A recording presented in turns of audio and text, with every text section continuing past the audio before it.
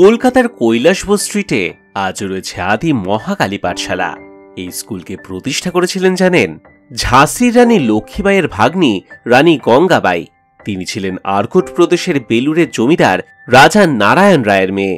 শোনা যায় যে সিপাই বিদ্রোহের সময় তিনি ছিলেন রানী লক্ষ্মীবাইয়ের দেহরক্ষিণী। সেবারে রানীর কাঁধে কাঁধ রেখে লড়েছিলেন তিনি। তবে মিউটিনির পর তিনি নেপালে পালিয়ে যান, আর সেখানেই প্রায় 3 দশক লুকিয়ে থাকেন। 1890 সালে কলকাতায় এসে তিনি নারী শিক্ষার কাজে হাত দেন। আর 1893 সালের 19 এপ্রিল 30 জন ছাত্রীকে নিয়ে শুরু করেন মহাকালী পাঠশালা।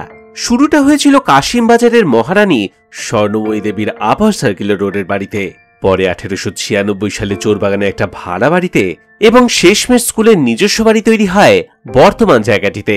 এর জন্য অনেকেই অবশ্য অর্থদান করেছিলেন, যার মধ্যে অন্যতম স্বামী বিবেকানন্দের শিষ্যা হেনরিয়েটা মিউলার, যিনি স্কুলের জন্য সেকালে 50 টাকা চেক দিয়েছিলেন। তবে ওই একই নামে অনেকগুলি পাঠশালা খুলে যাওয়ায় স্কুলের নাম পরিবর্তন করে আদি মহাকালী পাঠশালা করা হয়, যেই নামে আজও স্কুলটা চলছে।